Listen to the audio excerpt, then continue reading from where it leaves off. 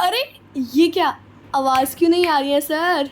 अरे आ जाएगी। चलिए गाइस स्टार्ट करते हैं। आप सभी का फिर से स्वागत है हमारे चैनल ईस एकेडमी 105 पे।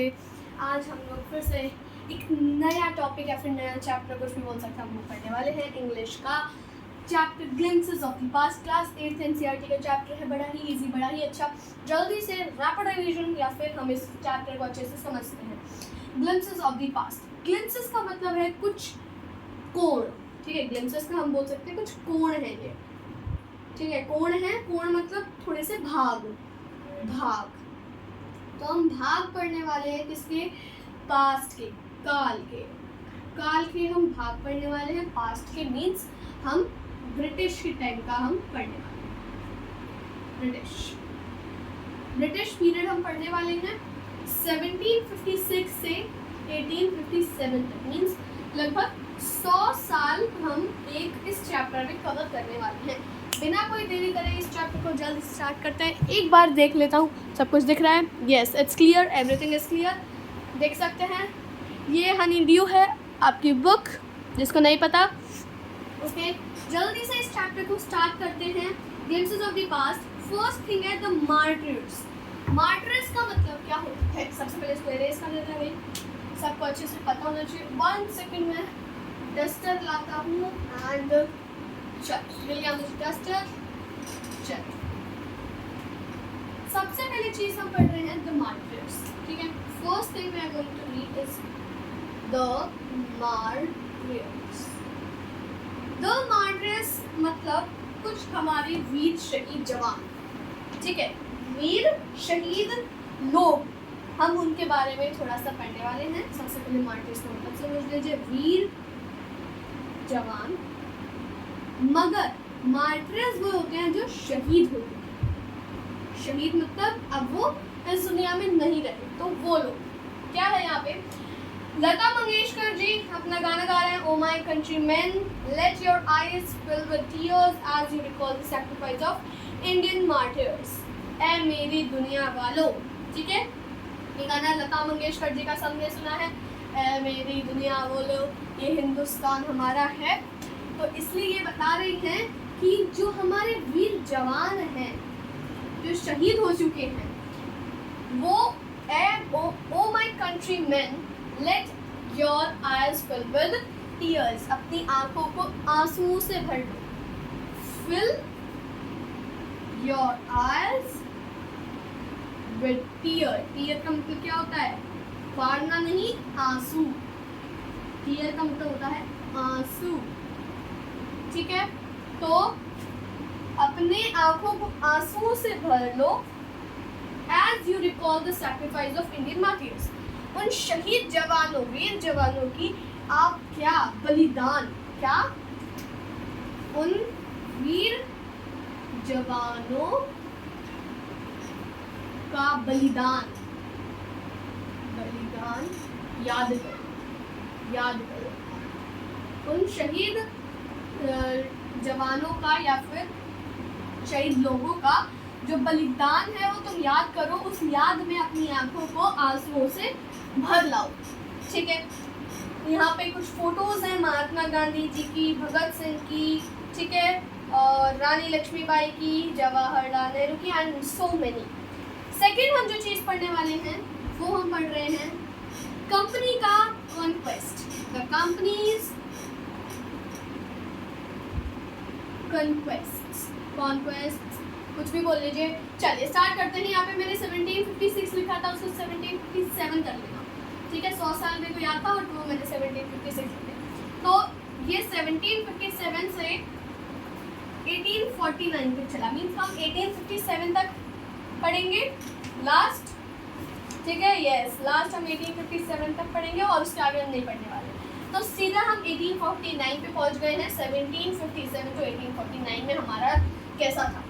थोड़ा सा एक बार मैं इंडिया का मैप ड्रॉ करने की देखता हूँ, हो जाए कुछ ऐसा। अब मान के चलिए हमारा इंडिया कुछ ऐसा सा है। यस, ऊपर से आप ऐसे ऐसे इंडिया का मैप ऐसे ड्रॉ नहीं करना चाहिए, बट मैं इतना बनाऊंगा, ठीक है। यहाँ से थोड़ा सा हमारा इंडिया यहाँ पे जाता है।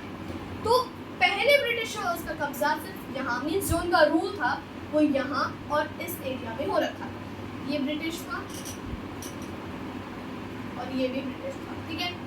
पहले बस 1765 में ये इनका रूल था, ब्रिटिश टेरिटरी का रूल था, और इस पूरी जगह में इंडियन प्रिंसेस रहते थे। क्या हुआ, विद इट्स सुपीरियर वेपन्स, मतलब ब्रिटिशर के सुपीरियर वेपन्स, मतलब जो उनके पास वेपन्स थे, वेपन्स मतलब उनके पास जो हथियार थे, उनकी मदद से उन्होंने इतने पार्ट को कंकर कर लिया था, कब्जा कर लिया था। कंकर्ड, अच्छा ये तो कंक्वेस्ट है, कॉन्क्वेस्ट है वो भी पढ़ी। कंकर्ड मतलब कब्जा, कब्जा जमाने का, ठीक है, हक जमाने का। इंडियन प्रिंसेस वर शॉर्ट साइटेड। अब एक चीज समझ लीजिए, शॉर्ट साइटेड, SIS, साइटेड है या फिर साइटेड है? साइटेड। शॉर्ट साइटेड का मतलब होता है छोटी सोच वाले, छोटी सोच वाले, छोटी सोच वाले। छोटी सोच वाले लोग कौन है? Short sighted. तो शॉर्ट साइटेड, सॉरी, तो ब्रिटिशर्स क्या सोचते थे, ये कंपनी क्या सोचती थी कि इंडियन प्रिंसेस जो हैं वो शॉर्ट साइटेड है, वो छोटी सोच वाले हैं, वो फ्यूचर प्लानिंग नहीं चल के रखते हैं। बेसिकली इसका मतलब है फ्यूचर प्लानिंग, यहाँ पे नहीं होती, ठीक है, वो फ्यूचर प्लानिंग नहीं करके रखते हैं। यहाँ पे देख सकते हैं लिखा गया है, द अपस्टार्ट राजा बाह called the English merchants, they will help me to defeat him. Okay, the people had no peace due to such constant fights.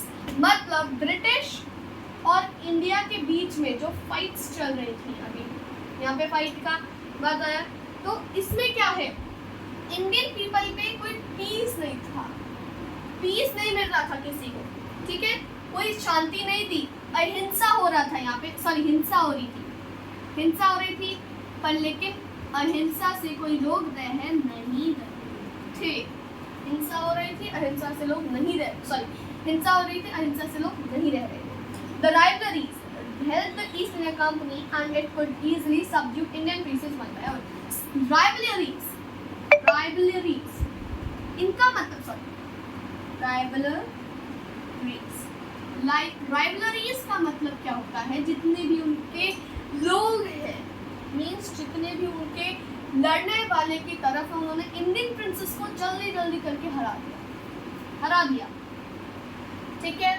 अब पर लेकिन शॉर्ट साइटेड कुछ लोग थे इंडियन प्रिंसेस, एक नाम मैं फार साइटिंग का दे लूँगा, फार सीइंग का मतलब दूर की सोच रखने वाले, हमारे टीपू सुल्तान, सबने नाम सुना है टीपू सुल्तान का। टाइगर ऑफ मैसूर भी इनका नाम है, ये ब्रिटिशर्स से लड़ते मरे। एक ये हमारे कौन है, मार्टिर है टीपू सुल्तान हमारे भाई, थैंक यू गॉड। अब देखो इस कंपनी के कॉन्क्वेस्ट में दो तरह के लोग, ठीक है, ये है इंडियन पीपल। आई होप कि आपको दिख रहा होगा, एक बार चेक कर लेता हूँ, अच्छे से दिख रहा है, यस ये है इंडियन पीपल, बट दो तरह के हैं। एक को अच्छा लग रहा है कि भाई हमारे ऊपर ब्रिटिश कब्जा कर रहे हैं, एक को ये अच्छा लग रहा है, एक को ये गंदा लग रहा है, ठीक है, तो यही है इसमें। नेक्स्ट पेज पे आते हैं, ठीक है, हमें 20 मिनट्स में इसको कवर करना है, तो जल्दी से करते हैं ब्रिटिश रूल। अब थर्ड पॉइंट है ब्रिटिश रूल का, जल्दी से इसको इरेज अप करता हूँ मैं, ठीक है, बिना कोई देरी करे। Yes, next third is British rule, the company या फिर ब्रिटिश रूल। अब ब्रिटिश का रूल आ गया, तो ब्रिटिश का रूल कहाँ से कहाँ तक है, 1765 से लेकर 1836 का रूल दिखाया है। इसमें क्या बताया गया है ब्रिटिश रूल में, रिलीजियस लीडर्स जो थे, रिलीजियस लीडर्स जो थे वो क्या कर रहे थे, सुपरस्टिशन फैला रहे थे।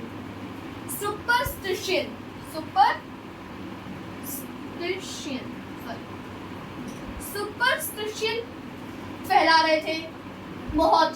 क्या? एक तो अनटचेबिलिटी, चाइल्ड मैरिज, मिलिट्री की स्पेलिंग आई थिंक सही है या फिर गलत है, चाइल्ड मैरिज, ठीक है, चाइल्ड मैरिज ये बंद कर रहे थे, सॉरी स्टार्ट कर रहे थे। मींस जितने भी रिलीजियस लीडर्स हैं उन्होंने सुपरस्टिशन बहुत फैला दिया, अनटचेबिलिटी फैला दी, चाइल्ड मैरिज फैला दी, ठीक है। अब आगे, ओके चलिए अब आगे देखते हैं आगे क्या है। ये 2 टाइप के मैन हैं। अब तीसरा, अनटचेबिलिटी फैला दी, चाइल्ड मैरिज होने लगा, ये सुपरस्टिशंस रिलीजियस लीडर्स ने फैला दिया यहाँ पे, ठीक है, ये सुपरस्टिशन फैला दिया। अब आगे क्या है, जो इंडियंस हैं ने एक और सुपरस्टिशन बना लिया कि ओवरसी जो ओवरसी गया, मतलब ओवरसी किया मतलब समुद्र पार करके जो गया उसका धर्म भ्रष्ट हो जाएगा। और एक कुछ बोल रहे हैं कि जितनी भी मिजरी हैं, जितने भी लड़ाई हैं वो किस तरह से, ड्यू टू वुमेन, सिर्फ वुमेन, औरत ही इसका कारण है, इन सब मिजरीज, ठीक है, इन सब मिजरीज का। The truth was that Indians had lost self-respect, the British not them. मतलब लोगों ने, इंडियंस ने सेल्फ रिस्पेक्ट, सेल्फ तो थी नहीं, वो रिस्पेक्ट वो खो चुके थे, तो सेल्फ रिस्पेक्ट उनमें थी ही नहीं, तो इसलिए ब्रिटिशर्स उसका फायदा उठा रहे थे। Being merchants, the British wanted quick profit. अब ब्रिटिशर्स को चाहिए था quick profit. उन्होंने अब चीज़ें निकालना स्टार्ट कर दी, हैवी टैक्स लगा दिया। क्या लगा दिया भाई? हैवी टैक्स, बहुत सारा टैक्स लगा दिया। जो लोग पे ही नहीं कर पा रहे हैं, क्रॉप दे दो। क्रॉप जब पे नहीं कर पा रहे तो लोगों का क्या बढ़ रहा है? एरियर का मतलब होता है पीछे वाली चीज़, जो जैसे कि आपके पीछे पिछले पैसे बचे हुए हैं वो दे रहे हैं, एरियर बढ़ जाता है। और अगले ही अगर वो नहीं पे कर पाते तो उस एरियर की वजह से उनको जेल जाना, इंडियंस को बिना किसी बात के जेल जाना पड़ता है। फिर अब ब्रिटिशर्स अभी भी खुश नहीं थे, उनको और प्रॉफिट चाहिए, मर्चेंट्स थे, और प्रॉफिट चाहिए उनको, और प्रॉफिट चाहिए। अब उन्होंने क्या निकाल दिए, बहुत सारे क्या निकाल दिए, रूल्स निकाल दिए। उससे पहले जब ये चीज़ हैवी टैक्स लगा दी, जेल जाने लगी हो, उसमें क्या आ गया? फेमाइन आ गया। क्या आ गया भैया? फेमाइन आ गया। फेमाइन में 15 लाख लोग मर गए, 15 लाख पीपल डाइड, नहीं बचे 15 लाख, फेमाइन पड़ गया, स्टारवेशन की वजह से 15 लाख लोग मर गए। फिर the British policies ruined the export artisans and business. जितने भी ब्रिटिश के पॉलिसीज थे, लॉज थे, उन्होंने सबका काम रोक दिया मर्चेंट्स का। फेमाइन पड़ गया, अकाल पड़ गया, सब मर गए, 15 लाख लोग मर गए। फिर आती है 4th चीज़, राजा राम मोहन रॉय की भैया, राजा राम मोहन रॉय, राम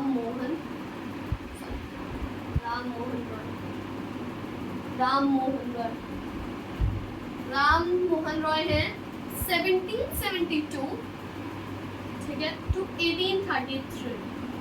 ओके, अब राम मोहन रॉय क्या कहते हैं, वो एक बंगाल के थोड़े से लो कास्ट के लोग हैं जो उधर पैदा हुए थे, पर लेकिन वो सुपरस्टिशंस में बिल्कुल नहीं मानते थे। उन्होंने अपनी वाइफ को बताया that cows are of different colors। ध्यान रखना, cows are of different colors means गाय बहुत अलग अलग कलर की होती हैं, but the color of their milk is same। पर लेकिन उनका जो दूध है, अंदर से जो दूध है वो सबका सफ़ेद ही है, सेम ही है। Different teachers have different opinions but the essence of every religion is the same। मतलब रिलीजन अलग है, दिखने में तो अलग नहीं है, किसी भी चीज़ में अलग नहीं है, बस रिलीजन अलग है, पर लेकिन रिलीजन का जो एसेंस है, उसकी जो टीचिंग्स है वो सारी सेम है हर एक रिलीजन की। अब क्या हुआ, ही थॉट, अब उन्होंने क्या सोचा, ये बहुत इंपॉर्टेंट है ध्यान रखना, ही thought that how Britishers could get this power। अब उन्होंने सोचा कि इतनी ज़्यादा पावर इन ब्रिटिशर्स के पास कैसे आ पा रही है, हाउ। तो उन्होंने एक आंसर निकाला। क्या आंसर निकाला? दैट नॉलेज, उनके पास पढ़ाई है, साइंस है उनके पास, उनको साइंटिफिक चीज़ें पता है, इवन मॉडर्न नॉलेज है। नॉलेज को आप लिख दीजिए मॉडर्न नॉलेज, मॉडर्न नॉलेज। ये दो चीज़ें हैं, मॉडर्न नॉलेज और साइंस, उनकी वजह से ये पावर गेन कर पा रहे हैं। मीन्स वो इंग्लिश जानते हैं, वो साइंस जानते हैं, और उनको बाहरी दुनिया के बारे में ज़्यादा पता है कंपेयर टू इंडियंस। इंडियंस को मॉडर्न नॉलेज ज़्यादा नहीं है, इवन साइंस भी नहीं है उनके पास। तो उन्होंने क्या किया, उन्होंने ओवरसी किया। किसने किया? राम मोहन रॉय ने ओवरसी। समुद्र पार करके गए, सब लोगों ने उनका भ्रष्ट बोला, पर लेकिन उन्होंने ये सब कुछ पढ़ा, मॉडर्न नॉलेज को पढ़ा, इंग्लिश पढ़ी, साइंस पढ़ी, ताकि वो इंडियंस में भी ये सब फैला सके। फिर उसके बाद आती है फिफ्थ चीज़ ऑपरेशन। जल्दी से इसको मिटाते हैं। फिफ्थ चीज़ आती है हमारी ऑपरेशन। ऑपरेशन मतलब अब रूल्स लगने लगे, ठीक है, अब रूल्स लगने लगे, जैसे कि न्यू लॉज आ रहे थे, हैवी ड्यूटी टैक्स लगा दिया गया था। अब फिफ्थ चीज आ जाती है हमारी ऑपरेशन। जल्दी से इसको खत्म करना भैया, जल्दी से। 1765 टू 1835, ठीक है, ध्यान रहेगा, बिल्कुल ध्यान रहेगा। अब क्या है कि भाई उन्होंने एक रेगुलेशन 3 निकाला, रेगुलेशन 3 निकाला। रेगुलेशन 3 और 3 उसमें क्या होता था कि जब किसी बंदे को, किसी भी पर्सन की सुनवाई के बिना ही उसको जेल में डाल दिया जाएगा। Means if Indian could be jail without trial in a court. किसी ने उसके खिलाफ कंप्लेंट कर दी, उसको अपना साफ मतलब अपना बताने का उसको मौका भी नहीं मिलेगा और सीधा जेल हो जाएगी, ठीक है। उन्होंने बिग बिग सैलरीज जो ब्रिटिशर्स को मिल रही थी उससे कर लिया। ब्रिटिशर्स ने 7 करोड़ रुपीस ले लिए। कितने लिए थे ऑपरेशन से? 7 करोड़, ध्यान रखना है, करोड़, 7 करोड़ रुपीस उन्होंने यहाँ इंडिया से ले लिए। और उस टाइम के 7 करोड़ रुपीस आप लगा सकते हैं कितने होते होंगे, कितने। अब गवर्नर जनरल बेंटिक ने रिपोर्ट कर दिया कि विद बोन्स, क्या रिपोर्ट हुई कि जो बोन्स है, the bones of cotton weavers are bleaching the plains of India. मतलब ब्लीचिंग मतलब वाइट, ब्लीचिंग मतलब वाइट। तो जितनी भी बोन्स है वो ऐसे पड़ी हुई हैं इंडिया में, मर्चेंट्स की बिल्कुल हर जगह बोन्स ही बोन्स पड़ी हुई हैं, वाइट बोन्स। ऐसे लग रहा है कि ब्लीच हो चुका है इंडिया, ठीक है। British prospered. ओके, नाउ अब आ जाती है सिक्स चीज, डिससैटिस्फैक्शन होने लगा सब लोगों को भैया। 1835 यहाँ पे खत्म हुआ था ऑपरेशन के बाद सब लोगों को डिससैटिस्फैक्शन होने लगा। मींस क्या होने लगा, इंडिया का जो एजुकेशन था वो पर्शियन और संस्कृत में होने लगा, पर लेकिन मैकॉले ने इंग्लिश चालू कर दी, ठीक है। इंग्लिश एजुकेशन में बहुत चेंजेस आ गए। अब जो ब्रिटिशर्स का रोल था इंडिया पे, एक बार इंडिया का मैप फिर से ड्रॉ करना है, तो बहुत गंदा हुआ है, ठीक है। ये और यहाँ पे सॉरी ऐसे मेरे को आता नहीं है, बट मैं बता सकता हूँ इतना एरिया लिटरली उन्होंने पूरा का पूरा कवर कर लिया था। बस इतना एरिया नहीं कर पाए थे, इतना एरिया नहीं कर पाए थे। ये एरिया तो पहले ही हो चुका था, अब इससे ज़्यादा और कर लिया। मीन्स ये पूरा तो इनका ब्रिटिशर्स का ही है, ये सारा एरिया ब्रिटिशर्स का। यहाँ पे थोड़ा थोड़ा बचा हुआ था, ठीक है। अब क्या हुआ, अब आती है 7th चीज, द स्पार्क्स, मतलब चिंगारी। अब चिंगारी उठ रही थी, द स्पार्क्स मतलब चिंगारी उठना, कि अब लोगों को थोड़ा लग रहा था कि अब तो भाई नहीं चलेगा, अब नहीं चलेगा। 2 सालों में क्या हुई, स्पार्क आग में बदल जाती है। जैसे कि स्पार्क्स हुआ, लोगों ने जैसे कि ड्यूटी लगा दी थी, जैसे कि कौन सी ड्यूटी थी वो, I forgot, पीजेंट्स ड्यूटी कुछ थी, I forgot कि क्या था, पढ़ लेंगे। Taxes continue to ruin the peasants, peasants को टैक्सेस ने ख़त्म कर दिया था, टैक्सेस इतने बढ़ गए थे, ठीक है।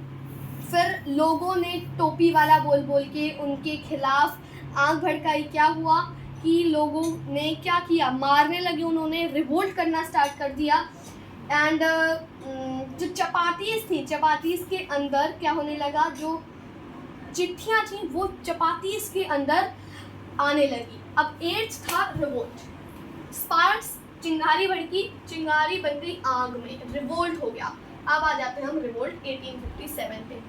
1857 का रिवोल्ट कुछ इसी तरीके से हुआ था। कहाँ से स्टार्ट हुआ, मार्टियर से स्टार्ट हुआ और रिवोल्ट तक जाके खत्म हुआ।